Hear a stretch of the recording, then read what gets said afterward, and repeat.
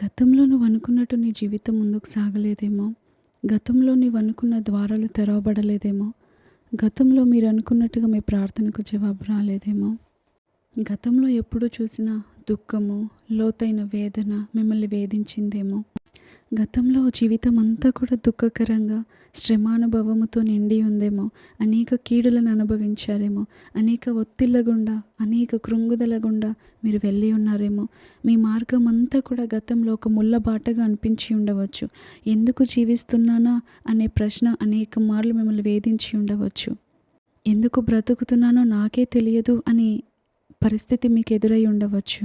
నాకే ఎందుకు ఈ సమస్యలు, నాకే ఎందుకు ఇంత వేదన, ఎంతగా దేవుణ్ణి స్తుతించినా, సంతోషపెట్టినా, ఎంతగా దేవునికి ప్రార్థించినా కూడా నా జీవితం ఎందుకు ఇంకా దినదినము దిగజారిపోతుంది అని ఇప్పటి వరకు మీరు బాధపడి ఉండవచ్చు. చుట్టూ ఉన్న ప్రజలందరూ అన్ని మేలను అనుభవిస్తున్నారు. వారికి అన్నీ అనుగ్రహించబడుతున్నాయి. వారి ప్రార్థనలకు జవాబు పొందుకుంటున్నారు. వారికంటే ఎక్కువగా నీతిగా బ్రతికినా కూడా నా జీవితం ఏంటి, దినదినము అనారోగ్యము, దినదినము అప్పు అన్నీ కూడా విరుద్ధంగానే జరుగుతున్నాయి. నాకే ఎందుకు ఈ కష్టాలు, నాకే ఎందుకు ఈ బాధలు, నాకే ఎందుకు ఇలా, నా జీవితంలో, నా కుటుంబంలో ఎందుకింత అశాంతి, అసమాధానం, నాకే ఎందుకు ఈ కన్నీటి పరిస్థితులు అని బాధపడుతున్నారేమో! అనేక చీకటి దినాలను మీరు అనుభవించారేమో! అనేక అనుకోనని పరిస్థితులను మీ జీవితంలో ఎదుర్కొన్నారేమో! అనేక మూయబడిన ద్వారాలు మీ చుట్టూ ఉన్నాయేమో! సంతోషం లేని దినాలను గతంలో గడిపి ఉన్నారేమో! ఇదిగో ఈ యొక్క చివరి సంవత్సరాంతపు దినంలోనికి వచ్చి ఉన్నాం. ఈ సంవత్సరం అంతా కూడా నిరాశతో, నిస్పృహతో, నిరాశ్రయురాలవై జీవించావేమో! భయపడుతూ, వణుకుతూ, దిగులుతో కృంగిపోయి బ్రతికావేమో! అనేక ఒంటరి రాత్రులు, నిద్రలేని రాత్రులు, కన్నీటి రాత్రులు గడిపావేమో! ఏ సమాధానము లేక, ఏ సహాయము లేక నిరుత్సాహముతో బ్రతికి ఉన్నావేమో! ధైర్యం చెడిన పరిస్థితిలో, ఆందోళనలో బ్రతికి ఉన్నావేమో! గతంలో సంతోషంగా గడిపి నవ్విన దినాలు వేళ్ళ మీద లెక్క పెట్టుకునేలాగా గతంలో ఉన్నవేమో నీ జీవితంలో. ఈ సంవత్సరం అంతా కూడా ముందు సంవత్సరాల కంటే కూడా కష్టంగా, బాధాకరంగా గడిచిపోయిందేమో నీ జీవితంలో. ఒక మరచిపోని బాధాకరమైన సంవత్సరంగా నీ జీవితంలో మిగిలి ఉందేమో. ఎంతో సాధిద్దాము అనుకొని ఏది సాధించలేని స్థితిలో నిలబడ్డావేమో. అనేక అవకాశాలను పోగొట్టుకున్నావేమో. సమయం అంతా వృధాపరుచుకున్నావేమో.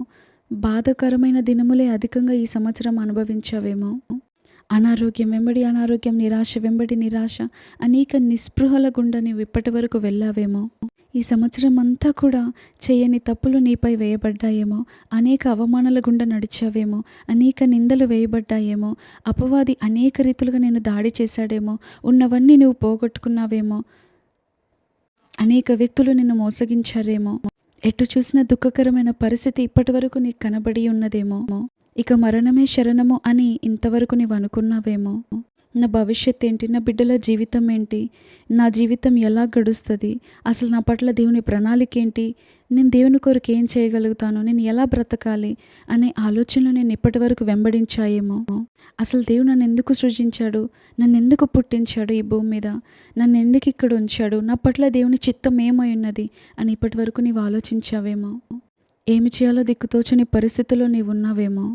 అయితే ఇదిగో ఈ యొక్క సంవత్సరాంతపు దినమున మనం చేయవలసిన పని ఒకటి ఉంది.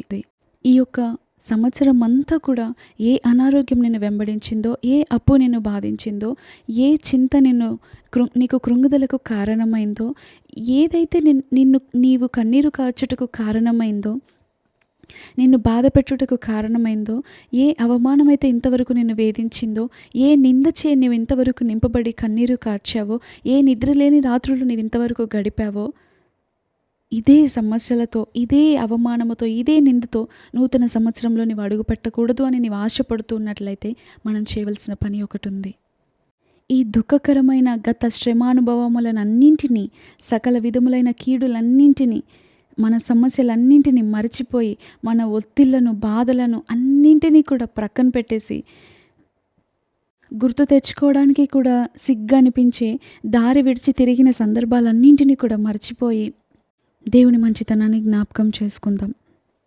గతంలో దేవుడు ఏ రీతిగా మనలను పోషించాడో, గతంలో ఈ ఈ సంవత్సరం అంతా కూడా దేవుడు ఏ రీతిగా మనలను నడిపించాడో, ఏ రీతిగా మనలను బాగు చేశాడో, ఏ రీతిగా మనకు స్వస్థతనిచ్చాడో, ఏ రీతిగా అనేక ఆటంకాల నుండి తప్పించాడో, ఏ రీతిగా యాక్సిడెంట్స్ నుండి తప్పించాడో, ఏ రీతిగా ముమ్మారు పోషించాడో, ఇదిగో ఇదే నా చివరి భోజనం అనుకున్నా కూడా దినమునకు ముమ్మారు ఏ ఆకలితో ఉండకుండా పోషించలేదా? ఏ రోజు వస్త్రహీనురాలవై కాకుండా మనకు వస్త్రాలను ఇవ్వలేదా? ఏ రోజు మనకు అనారోగ్యం ఎదురైతే అక్కడే అనారోగ్య పరిస్థితిలోనే వదిలేయకుండా ఆరోగ్యం ఇవ్వలేదా? ఎన్నిసార్లు ఆర్థిక ఇబ్బందులు ఎదురైనా కూడా అద్భుత రీతిలో సహాయము చేయలేదా? వాటిని జ్ఞాపకం చేసుకుందాం. మన జీవితంలో కొదువులు ఉండవచ్చు, కరువు ఉండవచ్చు, ప్రార్థనకు జవాబు రాని ప్రార్థనలు కూడా ఉండవచ్చు. ఇప్పటి వరకు చింత, వేదన, దిగులు అనేకంగా ఉండవచ్చు. కానీ వాటన్నింటిలో దేవుడు చేసిన ఒక్క మేలు కూడా లేదా? దేవుడు జరిగించిన ఒక్క అద్భుతం కూడా లేదా? దేవుని చేత మేలు పొందుకున్న ఒక్క మేలు కూడా లేదా నీ జీవితంలో? దేవుడిచ్చిన ఒక్క దీవెన కూడా లేదా నీ జీవితంలో? దేవుడిచ్చిన ఆశీర్వాదం ఒక్కటి కూడా లేదా ఈ సంవత్సరంలో? వాటిని జ్ఞాపకం చేసుకుందాం. ఏ రీతిగా పోషించాడో వాటిని జ్ఞాపకం చేసుకుంటూ వాటిని బట్టి ఆయనను స్తుతిస్తూ ఉంటుండగా, ఏదైతే నీ జీవితంలో ఇంకా చింత ఉందో, బాధ ఉందో, కృంగుదల ఉందో వాటన్నింటి నుండి ఆయనే నిన్ను బయటికి తీసుకొస్తాడు. పౌలు శీలలు జైల్లో ఉన్నప్పుడు వారు కొట్టారయ్యా, వారు ఇలా బెదిరించారయ్యా, వారు ఇలా తిట్టారయ్యా, వారు ఇలా దూషించారయ్యా, ఇలా లోపలి చెరసాల్లోనికి త్రోసిపుచ్చారయ్యా అని ఇలా ఏమనలేదు. కానీ దేవుని స్తుతిస్తూ ఉంటుండగా వారికి ఏది అవసరమో అది అనుగ్రహించబడింది. యెహోషాపాతుకి 3 సైన్యాల వారు అతనితో యుద్ధం చేయడానికి వచ్చినప్పుడు, అయ్యా నాకేమి చేత కాదు, నాకు యుద్ధము రాదు, నాకంత సామర్థ్యము లేదు అని నీవే మా దిక్కని ఆయన సన్నిధిలో అడగగా, దేవుడు తన సహాయాన్ని అద్భుత రీతిలుగా అనుగ్రహించలేదా? ఆయనను స్తుతించే వారికి ఆయన సహాయం ఎప్పుడూ కురచ కాదు. ఆయన హస్తం ఎప్పుడూ ఆయన సహాయం కొదువు కాదు. ఆయనను స్తుతించే వారి పక్షాన ఆయన పోరాడతాడు. ఆయనకు కృతజ్ఞతలు చెల్లించే వారి పక్షాన ఆయన నిలబడతాడు. ఎవరైతే స్తుతిస్తారో దేవుడిచ్చే ఆశీర్వాదాలను స్వతంత్రించుకోవడానికి వారు మార్గాన్ని సరళం చేసుకుంటున్నారు అని ప్రభు చెప్పలేదా?